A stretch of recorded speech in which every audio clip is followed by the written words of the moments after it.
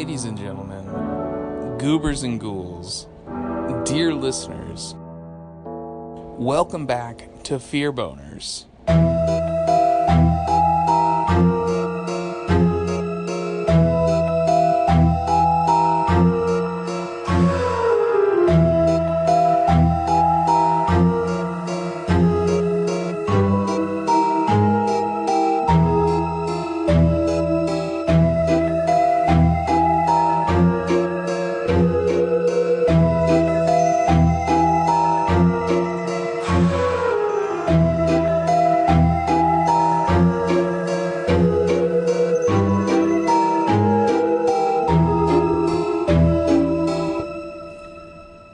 Welcome back to Fear Boners, presented by the Down in Front podcast. I am your host, Andrew, and I am so glad to be back with you, ghouls and ghoulettes, my dear listeners. For this episode in particular, we're going to be diving into something I've spoken about previously. And if you have an Amazon Prime membership, which a lot of people nowadays do, or even if you don't, you can always borrow someone's login. There's ways around these things.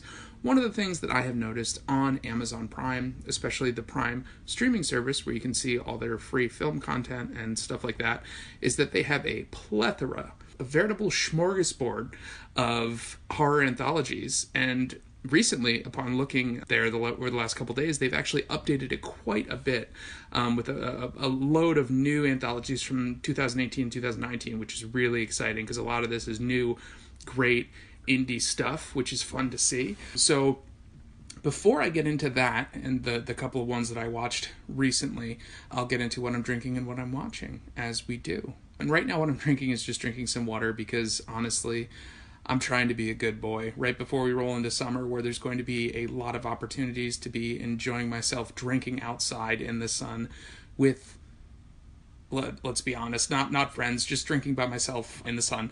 I'm trying to gear up for that, so hydrating quite fiercely. And besides that, I actually just over the weekend watched the recently added show on Netflix, Black Summer, which is actually a spin-off, is what I heard, of the show Z Nation, if you're familiar with that show, produced by the Asylum on Sci-Fi Network, which is kind of like Walking Dead if Walking Dead had more of a sense of humor. I've always really enjoyed Z Nation. I remember hearing about Black Summer and getting kind of excited and not knowing like when or what it would I had a feeling that it would take place before the outbreak or like as the outbreak was happening, because when we're first introduced to the characters in Z Nation, they're like in it. And with Black Summer, it's similar. I mean, you're fairly in it, but I guess as they refer to that during the show, this is the summer where it all went down when it first came about. So it's interesting to see a much more serious take on the world of Z Nation, because you're not going to see any crossovers of the characters you know and love if you do watch Z Nation, but you are introduced to this cavalcade of brand new characters that you do get to like, you do get to enjoy their characterizations, their friendships, their development along the way. But the one thing this show does that I'm really into is that not only is no one safe, but they do not shy away from just killing who you would assume would be like the favorite character. So you're introduced, it's interesting that the way that they actually develop the episodes, because each episode is about 25-30 minutes, and it's broken up by chapters. And these chapters have title heads that either introduce you to a character or they introduce you to something that happens. So the first episode is all about introducing you to characters who you think are going to be the main characters. But by the end of like the second or third episode, most of them are dead. And in some cases, you're not actually being introduced to living characters. In, I think, a couple cases, you're actually introduced to people who are immediately zombified.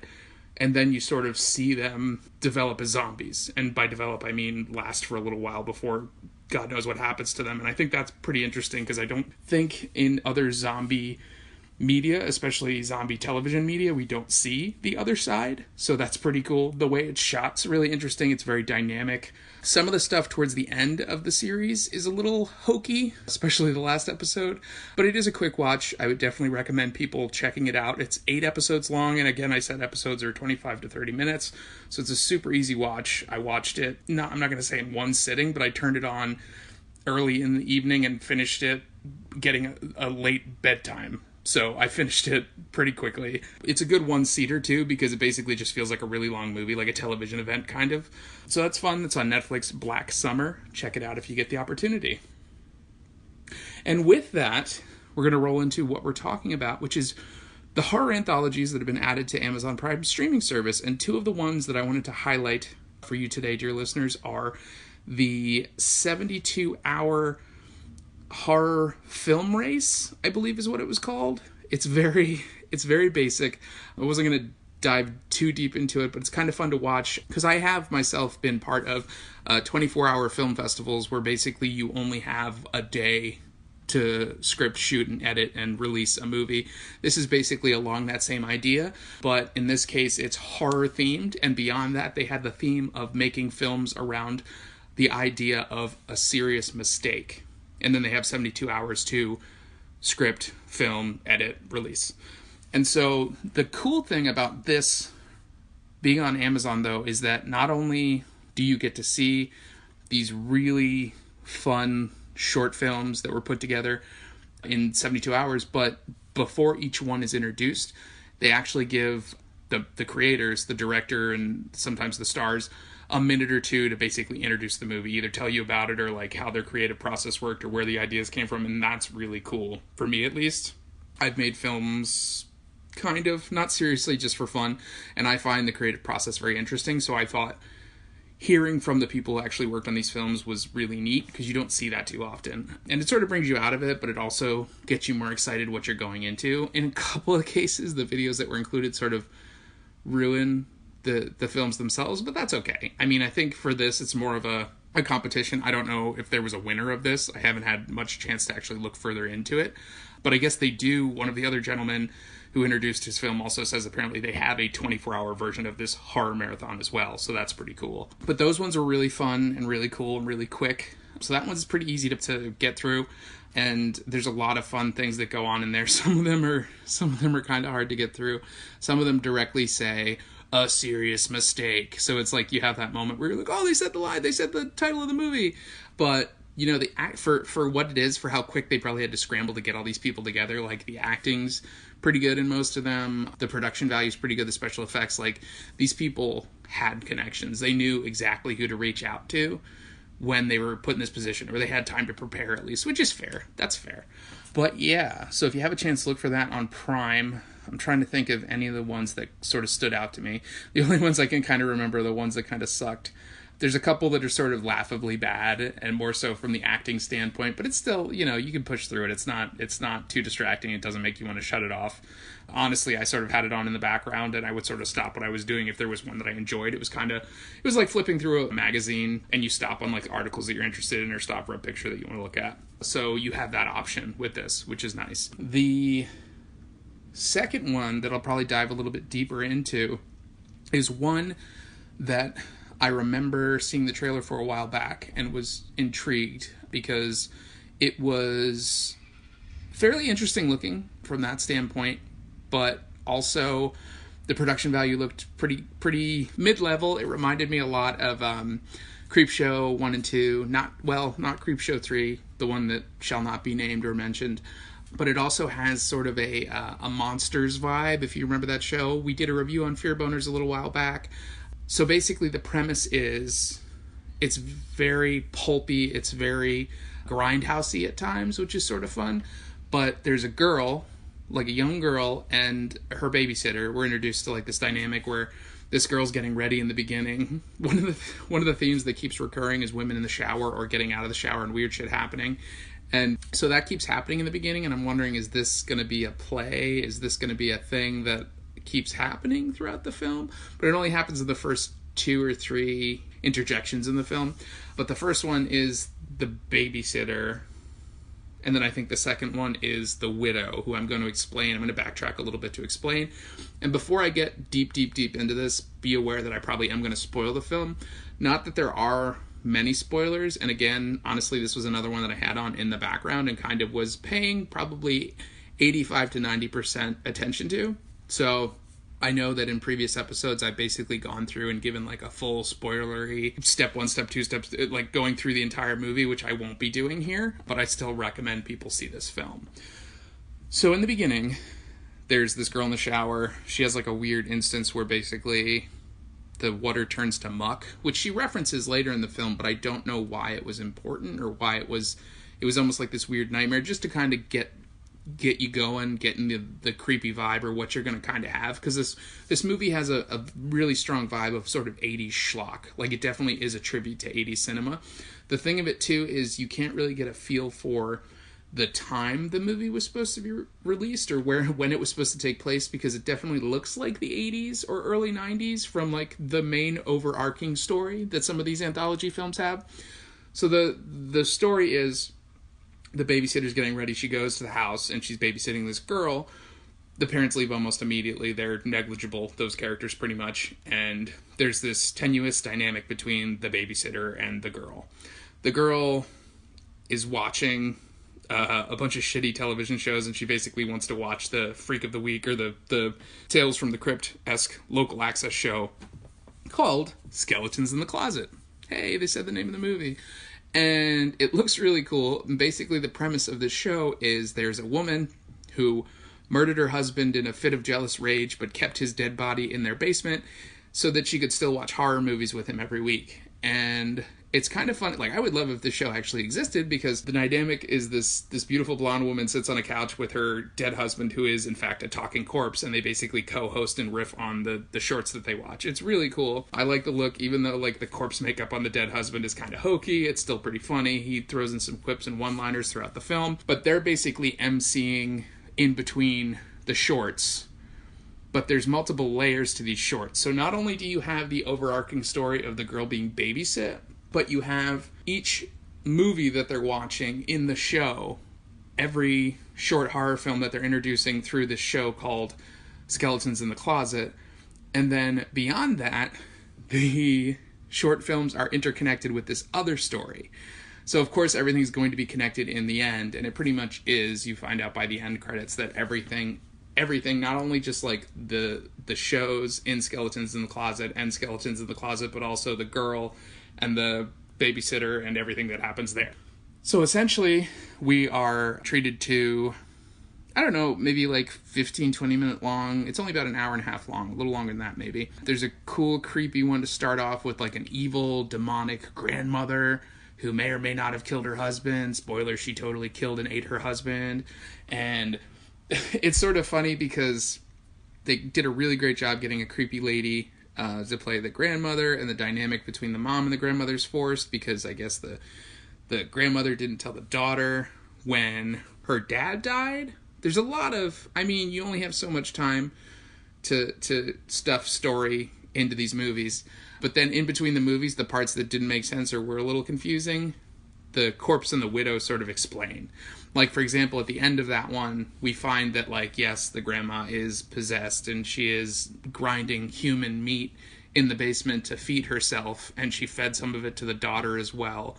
So, to the young daughter. So she's basically cannibalizing her family. It's assumed that she ate the dad and all this other stuff. But then, towards the end, there's this throwaway scene where a grocer's clerk comes and drops off a delivery of groceries, and he's asking to make sure that the old woman's okay, and then he can't find her, and then he's looking, and he hears some weird noises coming from the pantry, opens the pantry, and the little girl is eating the grandma's corpse.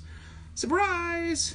And that's when I was sort of thrown for a loop, because I didn't realize, sure, throughout the whole short, the girl was having these visions of being demonic, and there's all this flickering, that kind of like grindhouse-ish flickering that takes you in and out of the movie, because there's, again, those multiple layers where not only are you seeing what's happening in the movie, but you're also seeing what's happening outside the movie in the living room with the girl and the babysitter, because their relationship evolves, because the babysitter really doesn't want to be watching this, thinks that the girl should not be watching this, thinks that she's basically having one put over on her, because she's like, have your parents ever actually seen this show? Like, do they know that you're watching this garbage?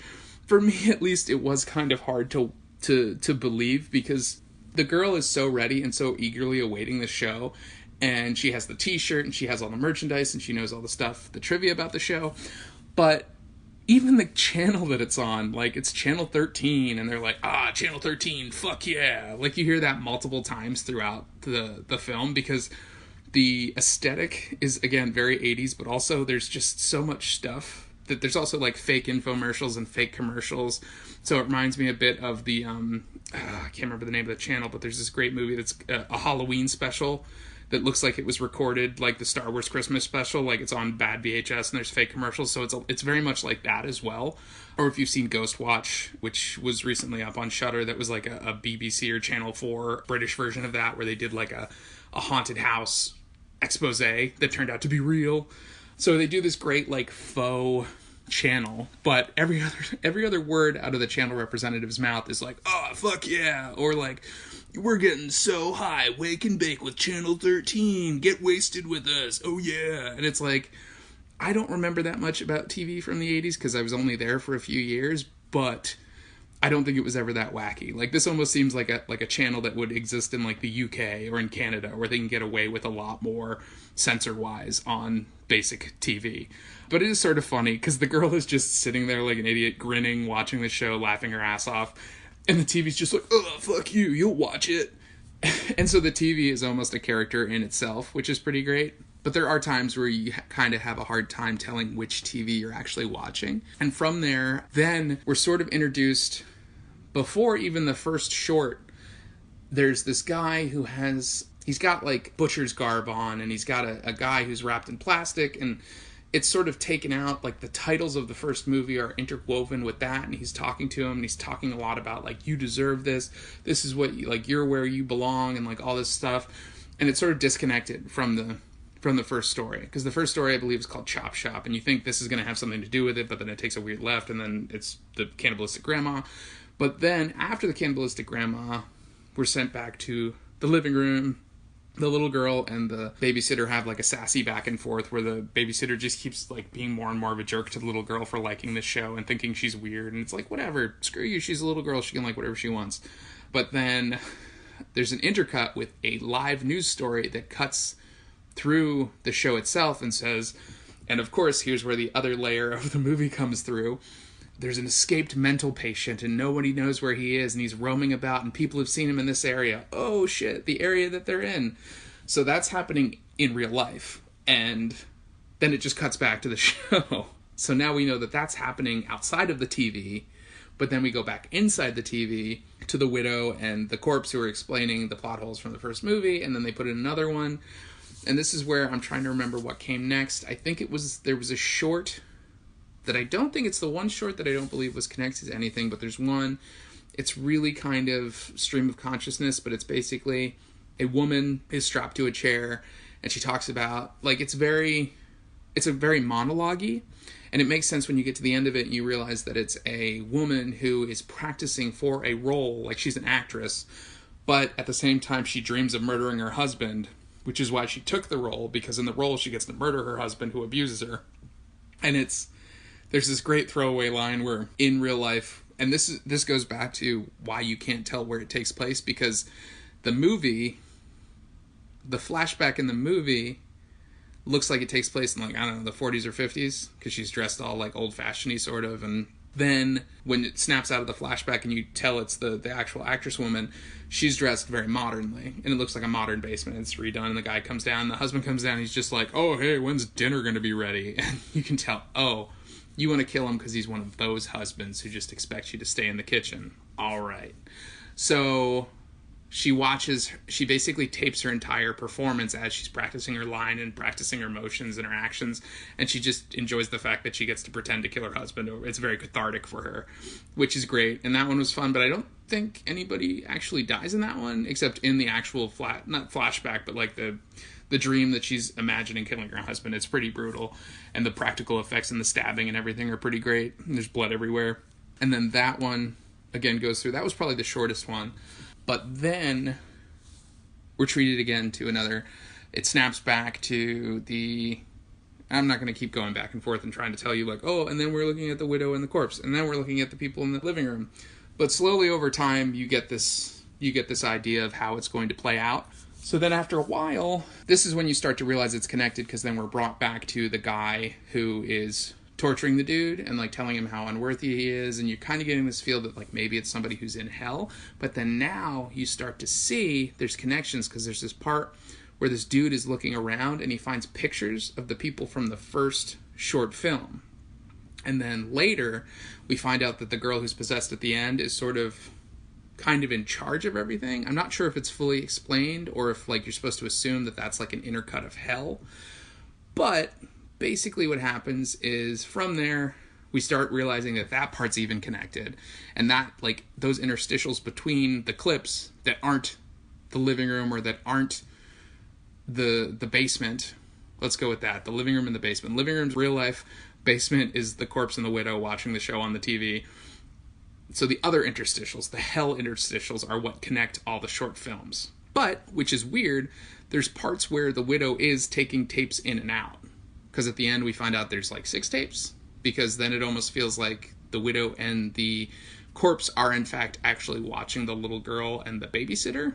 Which is weird, but it's good. I know I'm doing a shit job of explaining this. And it sounds like it's way more confusing than it is, but it's actually pretty enjoyable to watch. Then I believe there's a short where there's these guys running away after robbing it seems like it's a bank robbery, but we later find out it's a church robbery, and they killed a priest, and they get cursed, and they're in a junkyard, and then this one dude tells an urban myth about a dude who lives at a junkyard and like reclaims and crushes victims because he was killed after like a heist gone bad. But it's pretty creepy. Like the acting's pretty hokey, but like the effects are good, and like it's a nice little cat and mouse chase slasher type film. And yeah, so then towards the end of that movie, you get the vibe that all those guys are sort of shitheads, and they sort of all wind up, after they get killed, they wind up in the hell place as well. I feel like there's a short that I'm forgetting about, but if you watch this film, you can see it. There's at least one more. But they all connect in the end in the hell place, because basically the demon, who is the little girl from the first one, is basically trying to get everyone together to do something, to gather her power, or she needs to kill this person in particular for some reason. Because it gets to a point where, like, you're paying more attention to what's happening outside the TV than what's happening on the TV. But in your view, as the viewer, everything's on the TV. So it's breaking the fourth and the fifth wall on how many ever walls there are. But then, now, since we've been introduced to the concept of there being, like, a creepy mental patient stalking, like that classic story of, like, the creepy guy who broke out of the hospital or broke out of the prison, we see a point of view from outside the house. So even a further layer, he's, like, skulking around. He breaks into the house, and he's watching the babysitter and the girl watch this show, but he's waiting for his time to strike. So we haven't seen him yet, but there's this kind of Jason or Michael Myers-esque point of view camera where you hear the heavy breathing, he's kind of watching them. And then the tension is being ratcheted up between the little girl and the babysitter, because the babysitter keeps making fun of her, and the babysitter doesn't want her to watch it, so she almost tries to change it a couple times, but then the girl doesn't let her, and then the babysitter ultimately decides to make a phone call to her boyfriend, and she's talking over the movie, and the girl's getting really annoyed. So then, in a moment of fake out, the girl gets up during like another commercial break where they give, I think there's like an update on like, oh, he's been seen here, the crazy guy's been seen nearby, this and that, and they're just kind of ignoring it. And the little girl goes in the kitchen and makes popcorn, and also makes hot cocoa. Now, I don't, like, yeah, kids love popcorn, kids love hot cocoa, but I've never considered eating hot cocoa and popcorn together. That seems like a weird combo. But anyway, I knew something was weird with that. I knew she was either trying to, like, get her engaged in something other than the phone. So, of course, the girl says, I gotta go, hangs up the phone, they have a back and forth where she's like, oh, like, if you think this is gonna let me, like, let you stay up later. First of all, a local access TV show like this wouldn't be on early. They insinuate that it's on early. Like, a show like this would probably be on 10 or later, which is probably already late for this little girl. I'm not a prude by any means, but, like, I feel like that's already pretty late, and they have this weird conversation about, oh, sweetening up the deal with popcorn and hot cocoa won't make me let you stay up any later. And so then the girl starts pressing her. She's like, oh, like, I know you like popcorn, like, but try the hot cocoa. And I'm like, oh, shit, there's something. Like, there's probably, like, sleeping pills in the hot cocoa to get the babysitter to shut up or something. You don't see her do anything. I don't believe I remember seeing the little girl, like, slip anything in there. But that was obvious at that point. And then that goes back and forth for a little while. She keeps looking back. She's like, you haven't tried the cocoa. And she's like, well, it looks real hot. Don't want to burn my mouth. And they tease it a few times. And then finally, the babysitter drinks the hot cocoa and almost immediately goes into convulsions and starts barfing up blood. So I thought the little girl was going to try to put the babysitter to sleep, you know, just get her, like, whatever. No, she kills the shit out of her. Yeah, she poisoned her and, like, killed her straight up. So the babysitter's dead, sitting on the couch covered in blood after she coughs it up all over herself. And the little girl is literally just still sitting there watching the end of the show. She watches that wrap up, and the reveal of, like, the little demon girl being behind everything and being in charge of the dude chopping off everyone's, like, this other guy's head, and, like, the dude, I don't even know if you find out who the dude who was being attacked in the weird hell interstitials was in the first place, but then a bunch of the characters, a bunch of the bad, dead, evil characters from the movies we had been watching are now there, talking at him and saying all this shit about how he deserves it, and he's getting what he deserves, and he's where he deserves to be. And then it's basically insinuated that he gets his head chopped off. There's a couple other funny back and forths between the widow and the corpse husband. At some point, like, there's a part, I think it's actually in the beginning. This was one of the things that I was like, why is this little girl watching this? Because almost immediately before they start the first film, the widow is like, oh, I need a bone, daddy, or some shit. And she just jumps on top of the corpse and they, like, simulate humping. And then I guess it's implied that they did that all through the movie, although he's more interested in watching the film, and she's, like, doing the after sex, like, smoking a cigarette and being like, was it good for you? It's funny. Like, I think that part is supposed to be funny. I think there's a layer that's supposed to be, like, nonchalant, funny, and then serious. They blend these layers so that you don't really know that the real bullshit's happening outside, so that by the time that the little girl kills the babysitter with the poison cocoa, you're like, wait, what the fuck happened? Which is great, now that I'm thinking about it and saying it out loud. But then, after that, the show wraps up, the TV goes static, and the little girl is still just there, like, creepily, like, watching it and, like, stuffing more and more popcorn in her face, laughing. And there's a lot of great, like, 80s, again, like, throughout this film, there's a lot of great 80s vibe, great lighting. But there's parts, like, the movie, the actress one is, you can't tell when that one takes place. The Junkyard one looks like it takes place in, like, the 2000s, like, or now, because it's very modern looking. So it kind of jumps all over in that way. But then the movie kind of ends, and you're left wondering, like, okay, so Skeletons in the Closet ends. There's even, like, at one point, there's even, like, a promo for another, like, Night of Horror that they're going to do. And they're like, we're going to show Night of the Living Dead. We're going to show Spider People. We're going to show, like, actual, like, non-copyright movies that they can just show on local access. So they had, like, this hokey commercial, and, like, the girl's eating it up. And then everything just kind of goes to static. And she's sitting there, and the babysitter's dead. And that's it. And then it starts rolling credits. And it kind of zooms out because there's this fake TV. But then, after it does, like, I guess you would call it, like, the mid-credit scene, if this were a Marvel movie, or the mid-credit tag, whatever you want to call it, it bounces back in, and we do see that the escaped crazy person is still there watching. So we just saw the little girl poison the babysitter, still goes in, and he has, like, a drill bit or something wacky that he's going to kill her with, and he looks all scarred and he's messed up, and we finally see him, and he looks like, yeah, like a crazy, just burn victim, like, weird, terrifying person from, like, a haunted house. And yeah, he just runs in, and I guess it's implied that he kills the little girl. But at the same time, I'm thinking, I was like, the little girl, like, got up a few times during the movie and, like, went that way, like, cut through to the kitchen or went to the bathroom. Like, there were a few points where they made it very specific that she moved throughout the house. How did she not see him? Because he was literally standing by the door for a while.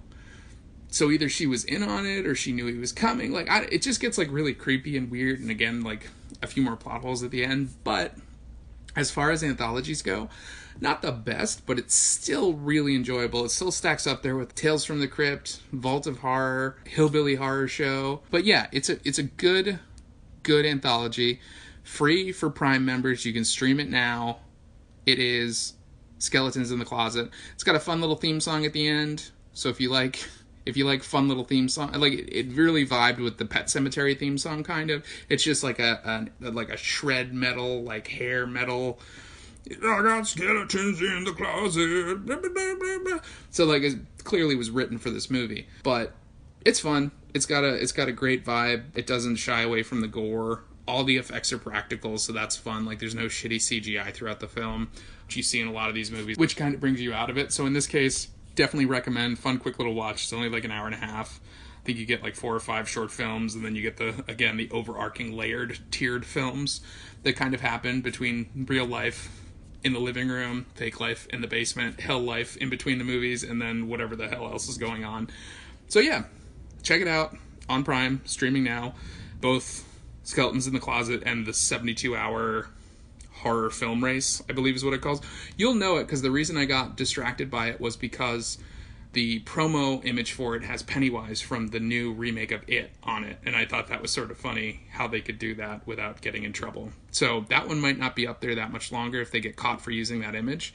One, to give you an idea, one actually that I'm remembering from the 72-hour film race one is this great one called Sophia, where not only was the introduction that was done by the makers kind of creepy, but the movie itself is kind of funny. It's like creepy and funny at the same time, because basically there's this woman who's having a hard time getting an idea to write an article for, and she's working on all these ideas. She clearly works for news publication, sort of in the vein of like The Onion or like Bustle or like one of those ones that writes satire.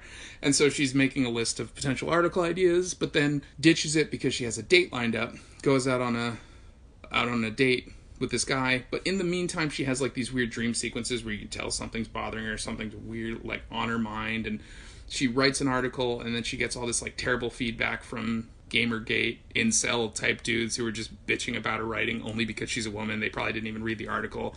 And like it almost, at first you realize at the end that they're different guys, but at first it almost looks like they took a picture of the same guy and they just put him in a different hat as he made his comments. It's kind of funny and like sad but true way, because at the same time, this is how the internet is. Shitheads like this just think they can get away with flaming people because they just don't think they're good at writing, even though they didn't even bother to read it or what have you. That's an argument for another time. But anyway, this one throws in some spooky, not even jump scares, but like some spooky imagery. She goes out on a date with this guy, and then he brings her back to his place because things go well, and then she gets like a text, or there's like another comment on one of her videos where it's been exposed that there's these men who have been going around like doing this, basically flaming female writers and their topics online, and then basically there's a cult of these men who are going and kidnapping these women and killing them. And that's when she like looks up from her phone and she sees the 5 dudes who made the shitty comments on her article, and she just gets the hell out of there. Ultimately, I think she gets caught, if I remember correctly, because it turns into like a cat and mouse type thing. But like, it's really, I think it was pretty clever, and I think it was pretty well done. So yeah, like small little productions like that for the 72-hour one. Both of them are fun, quick watches. If you like horror, especially if you like indie and amateur stuff, which I always will make time for. There's only some, like, unless I get a vibe like 2 to 3 minutes in, most of them I'll give at least 5 minutes. But if it's past the credits and I'm 5 minutes in and I still mesh with the movie, I'm probably going to shut it off. And that happens very rarely. These two were very easy to sit through, even though, like I said, I had it on the background. It was more often than not, I would stop doing what I was doing to pay attention to these films. So yeah, again, if you have Prime, check them out.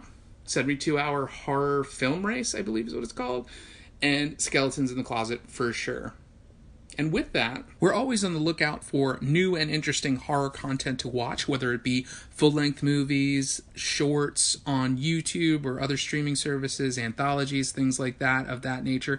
Even if you make your own independent horror content, whether it is a film or if it is some sort of creepypasta, if you write whatever content you can get to us, be sure to send it and share it with us, either by emailing it at fearbonersdifp@gmail.com, or you can tweet directly at us at fearbonersdifp on Twitter. Like I said, we enjoy collaboration here, and we just recently dropped our collaboration with the Down in Front podcast guys on our recent Pet Cemetery episode, so if you haven't, and like I said before, we do enjoy collaboration here, so if you haven't already, we just dropped our most recent episode collaborating with the Down in Front guys for the Pet Cemetery remake, so go ahead and check that out. You can find links to that on both the Down in Front Twitter as well as the Fearboners Twitter. Also, friend of the pod Sean recently came up to visit, and we watched a whole handful of good horror movies while he was up here, so we'll probably have a few episodes to record and release to you based on the movies we saw last week, as well as Maddox and Chrissy have both been just texting and emailing me all these great ideas for stuff that we should watch and review. So needless to say, we're going to have a whole lot of fresh, hot, new horror content for you all, dear listeners, that I'm super excited to get out to you as soon as possible.